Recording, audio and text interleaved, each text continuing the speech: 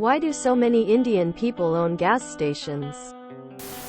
Information about lucrative opportunities tends to disseminate much quicker among immigrant communities because as soon as one person finds something that works, the incoming immigrants will have a much easier time following the template set by the first batch of incoming folk, and will naturally go to the people that found success to model themselves after.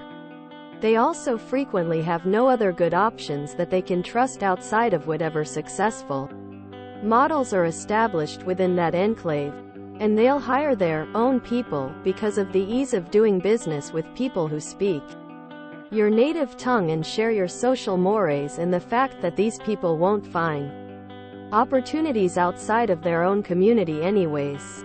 A great example of this is in the documentary about the Cambodian Donut King.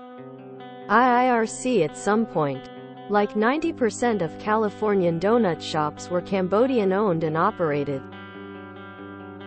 Doesn't necessarily explain the lack of white gas station owners, but it does explain the positive pressure driving many Indian immigrants to own gas stations though. Edit. Found the documentary on Hulu, not Netflix. But however you can get it, absolutely watch it. As the son of a Cambodian immigrant, it's helped so many people understand why my dad is way he is. Lol. I took this anthropology class that mentioned a thing called ethnic enclaves. One example used my particular ancestry. Cuban immigrants. When Cubans fled Cuba for Florida, they had no credit records, if those even existed at the time. I'm not sure. No records of any kind. Really. So how did they get loans, jobs, etc.? Largely by relying on each other, even if you didn't know all the other refugees. Because nobody could. You might know a significant figure in your neighborhood who knows everyone there, who can vouch for this or that person, or can find someone who can. Similarly, while anti-Semites like to say the Jews run Hollywood, it is true that a number of Jewish people are in powerful positions in Hollywood. Because the whole industry started as an ethnic enclave of Jewish people, trust was determined by social connection, by one person vouching for another, and the way people there knew each other was from temple, shul, etc. I imagine it is the same here. A potential franchisee needs a reference for a loan, and probably a reference to give to the brand approving the franchise. The easiest way to get that reference is gonna be from your cousin who already has a franchise. Meaning the people getting approval are people already socially connected to the industry. Most gas stations are convenience stores. Small businesses are more culturally familiar and accessible for industrious immigrants.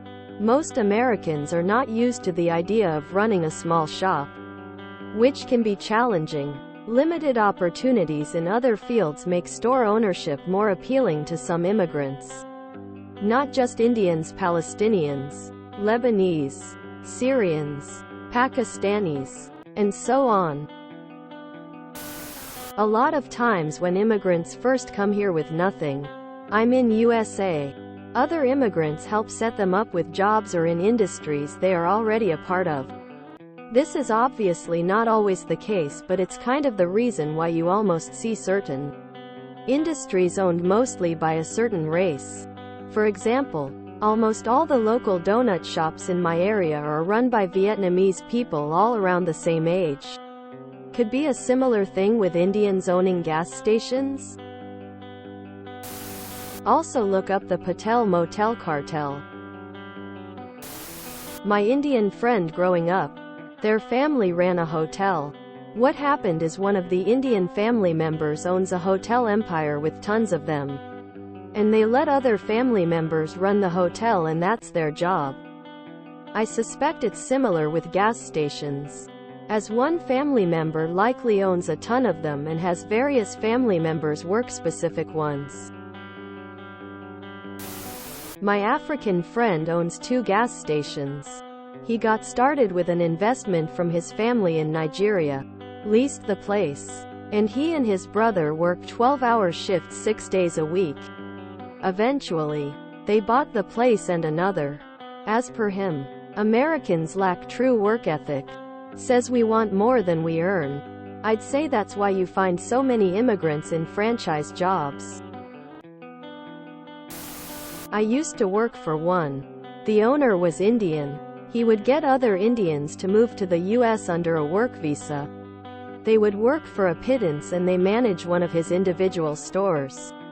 The manager's salary were low and they worked 60-hour weeks. Working less meant they'd get fired and they probably wouldn't be able to remain in the US because their English wasn't great. IKKOW. A lot of Sikh communities, when someone gets married, the family invest in a business for them.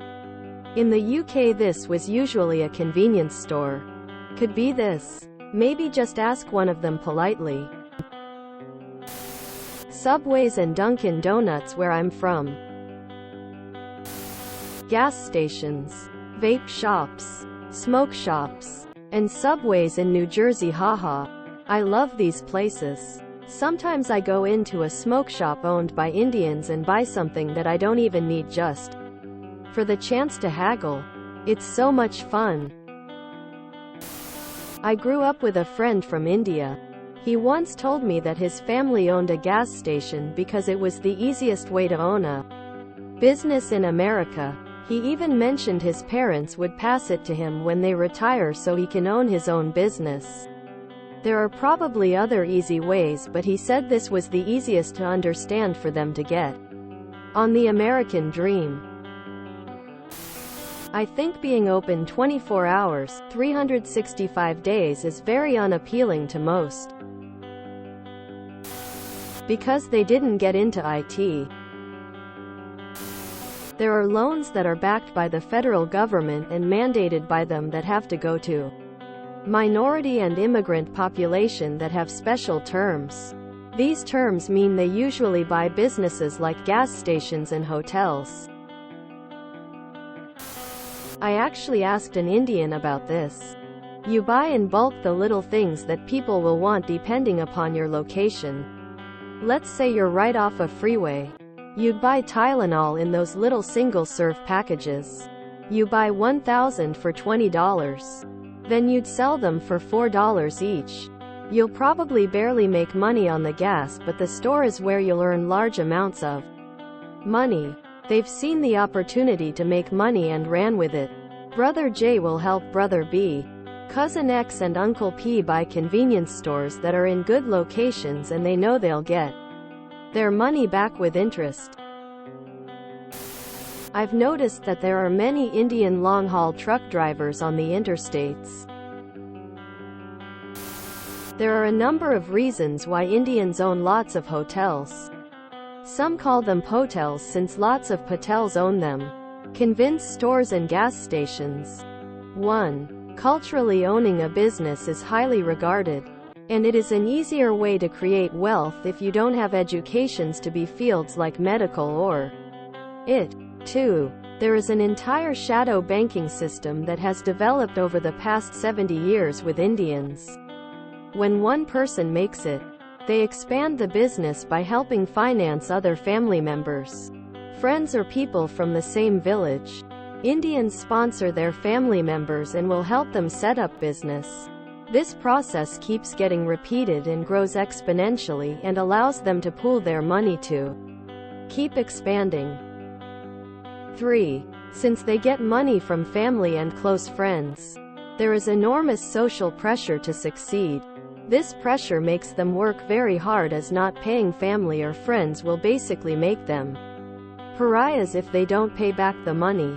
Also, family will help both due to social pressure to succeed, and also it is expect of you. This keeps labor cost very low and makes it easier to succeed. 4. Culturally, Indians live in a family clan versus the nuclear family that most Americans live in. There is a lot of support available to them. Since grandparents live with their adult kids, they help out with babysitting and most childcare. They may also help cook and do other things so that the adults on spend most of their time dedicated to the business. There are a number of other smaller reasons that many others are pointing out, but I have seen these major points for decades. They sell or finance each other and help one another out to achieve the dream. A couple who immigrated from Africa applied for a business loan to open a restaurant. They were declined, but the bank told them they could be approved for a gas station. Last I heard, Chef Point Conoco gas station and restaurant is still in operation. If you enjoyed this video, please check out our playlists full of similar content. Epic Aircast is like doom scrolling for your ears. Please like, share, and subscribe.